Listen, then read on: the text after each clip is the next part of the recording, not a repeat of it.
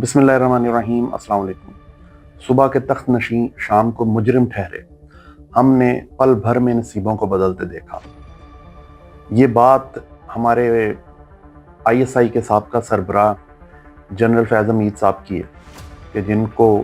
एक ऐसा वक्त था कि जब ये इतने कॉन्फिडेंस में थे कि ये आने वाले जो हैं ये आर्मी चीफ हैं, और इस वक्त जो है उनके ख़िलाफ़ एक प्रेस रिलीज़ जारी होती है डीजी आईएसपीआर की तरफ से, जिसमें उनको चार्जशीट बाज़ाब्ता तौर पर कर दिया गया, जिनके ऊपर 4 ऐसे जो चार्जेस जो हैं वो इंक्वायरी करके उनको चार्जशीट कर दिया गया, और उनके ऊपर बाकायदा एक जो है कोर्ट मार्शल जो है उनका शुरू हो गया, जिसमें चार्जेस कुछ इस तरह हैं।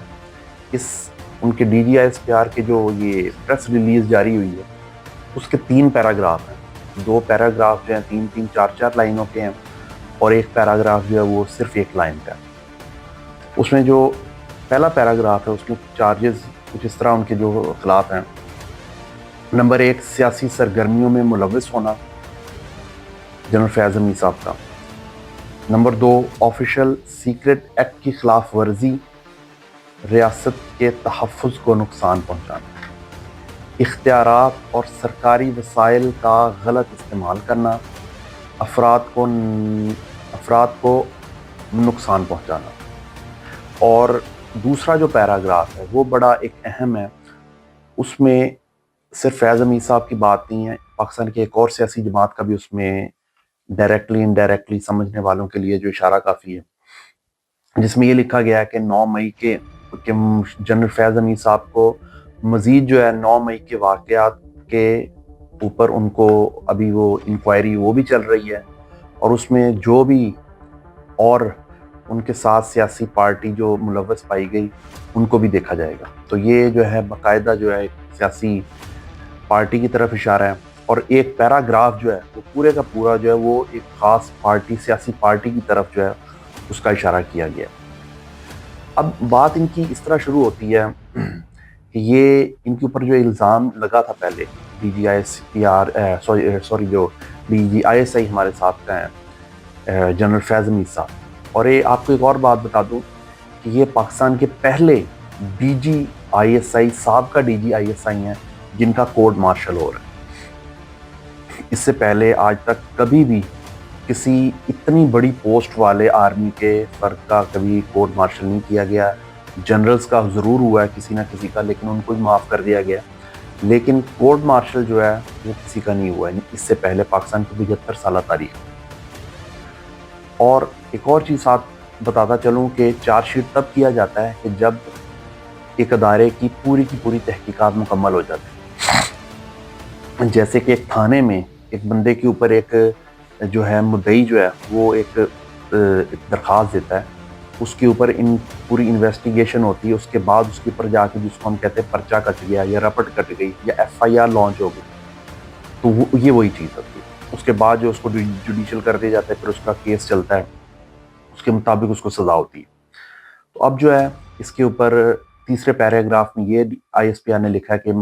फैज़ हमीद साहब को पूरा इख्तियार होगा अपना एक जो है कानूनी मुआवनत का, कि वो अपना वकील कर सकते हैं, केस लड़ सकते हैं। और ज़ाहिर है ये एक अब केस चलेगा अदालत में, मिलिट्री में, और फैज़ हमीद साहब का अपना वकील होगा जो इसको केस को लेके चलेगा।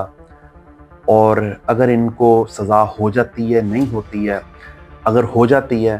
तो उसको ये अपील उसकी लेके जा सकते हैं हाई कोर्ट में, उसके बाद सुप्रीम कोर्ट में, ये भी इनके पास अभी ऑप्शन मौजूद है। और इसके ऊपर टीवी पर एक शो में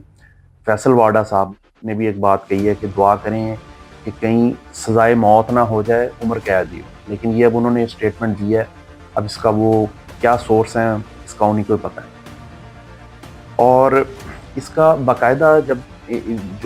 ये स्कैंडल में या इल्ज़ामात के में ये आए हैं जनरल फैज़ हमीद, इसकी बेस बनी थी टॉप सिटी इस्लामाबाद। ये इस्लामाबाद में एक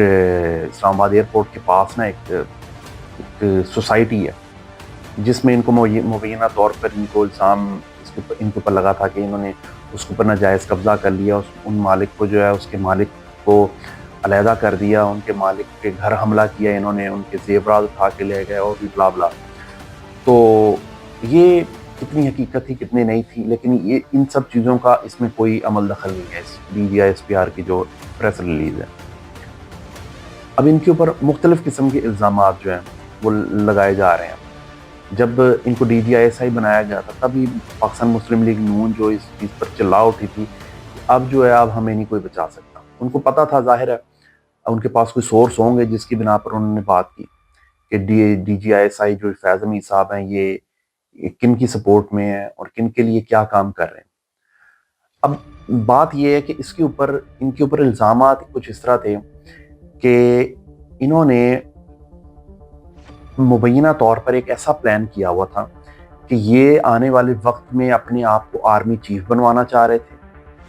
آرمی چیف بنوا کر عمران خان کو الیکشن جتوانا تھا۔ انہوں نے الیکشن جتوا کے عمران خان نے دوبارہ آ کے ان کو ایکسٹینشن دینی تھی، اور ایک دو بار ایکسٹینشن دے کے انہوں نے 5 10 15 سال ایک دوسرے کو سپورٹ کر کے سیٹوں پر قابض رہنا تھا۔ یہ جو الزامات ہیں ان کے اوپر مبینہ طور پر پاکستان کے ایک دفاعی تجزیہ کار زید حامد صاحب لگاتے ہیں۔ ان کا کہنا ہے کہ یہ ان کا کوئی 20-25 سال کا پلان تھا، اور وہ یہ بھی کہتے ہیں کہ جس دن ووٹ آف نو کانفیڈنس میں جب عمران خان ہار گیا تھا، اور اس وقت زید حامد صاحب کے بقول انہوں نے فیض امین صاحب کو آرمی چیف نیا مقرر کر دیا تھا، اور پھر جو ہے ایک بہت ہی بڑا مسئلہ ہو گیا تھا فوج کے اندر، اور جس میں جا کر ان کو بہت ہی زیادہ نقصان اٹھانا پڑا عمران خان کو، ان کو وزیر اعظم ہاؤس بھی خالی کرنا پڑا، اور پھر جو ہے دوبارہ آرمی جو ہے جو پرانی قیادت تھی باجوہ صاحب کی، انہوں نے دوبارہ سنبھالا اپنا نظام، اور فیض امین صاحب کو نئی آرمی چیف بننے دیا۔ یہ اسی طرح ہے جس طرح کہ مشرف کے دور میں جب مشرف کا ہوا میں تھے، ان کا جہاز ہائی جیک کروا دیا گیا تھا نواز شریف صاحب کی طرف سے، اور وہ ہوا میں تھے اور زمین پہ جنرل ضیاء الدین کو جو وہ آرمی چیف بنا دیا گیا تھا، اور پھر جب وہ اترے تھے نیچے تو مشرف کی جو پارٹی تھی، جو مشرف کا گروپ تھا فوج میں، انہوں نے پھر ملٹری کو کیا تھا اور جنرل ضیاء الدین کو بھی جو ہے وہ فارغ کیا تھا، اور یہ اسی قسم کا ایک کیس تھا جو 99 میں نواز شریف نے کیا تھا، وہی 2022 میں جو ہے وہ عمران خان کرنے جا رہے تھے، اور کوئی کہتے ہیں کہ وہ کر دیا تھا انہوں نے۔ سید زید زمان حامد صاحب اور بھی الزام لگاتے ہیں ان کے اوپر، اور شاید اس کو اس چیز سے آفیشیل سیکرٹ ایکٹ کے ساتھ ملا کے دیکھا جا سکتا ہے۔ زید زمان صاحب کہتے ہیں کہ ایک ISI کے DGI-SI کا جو کمرہ ہوتا ہے DGI-SI کا، اس کمرے میں ایک ریڈ بک ہوتی ہے ان کی، جس کے اندر پاکستان کے تمام جو خفیہ جو آپریشن چل رہے ہوتے ہیں، خفیہ ایجنٹس کی لسٹ ہوتی ہے پاکستان کے اندر اور پاکستان کے باہر۔ وہ کتاب بھی جو تھی، جب DGI-SI اپنی کرسی سے اترے وہ جاتے ہوئے اپنے گھر لے گئے، جو کہ اس کمرے سے باہر جانے کی کتاب کی اجازت نہیں ہوتی ISI کی، DGI-SI کے کمرے میں ہی وہ رہے گی، جو بھی نیا DG آئے گا اس کے استعمال میں ہوگی، لیکن وہ گھر نہیں لے کے جا سکتا، اس کو اس کمرے سے نہیں نکال سکتا۔ تو زید زمان صاحب یہ چیز کا بھی الزام ان کے اوپر لگا رہے ہیں، اور اگر سوچنے کی یہ بات ہے کہ اگر یہ سارے الزامات وہی ہیں جو کہ عمران خان کے اوپر ہیں، سرکاری استعمال کرنا وسائل کا سیاست میں، اگر ان کا ملٹری کورٹ میں جو ہے وہ احتساب ہو رہا ہے، تو کیا عمران خان کا بھی اسی کورٹ میں احتساب ہوگا؟ سوچنے والی بات اب یہ کہ ظاہر ہے کہ اگر اتنے بڑے بندے کو انہوں نے ہاتھ ڈال لیا آرمی نے اپنے بندے کو، DGI-SI کو، تو اللہ ہی خیر کرے کہ پھر عمران خان کے ساتھ یہ کیا ہوتا ہے، کہاں پر جاتا ہے کہ وہ، اور اس چیز کا عمران خان بھی کہہ چکے ہیں کہ یہ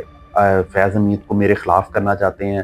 ان سے بیان لے کے میرا بھی جو ہے وہ ٹرائل جو ہے وہ آرمی کورٹ میں، ملٹری کورٹ میں کرنا چاہ رہے ہیں۔ اگر تو ایسی ہی ہے تو پھر یہ جو ہے یہ ڈیولپمنٹ بہت بڑی ہونے والی ہے۔ مزید انفارمیٹیو ویڈیو کے لیے میرا چینل محمد شمس الزمان دیکھتے رہیے۔ اللہ حافظ۔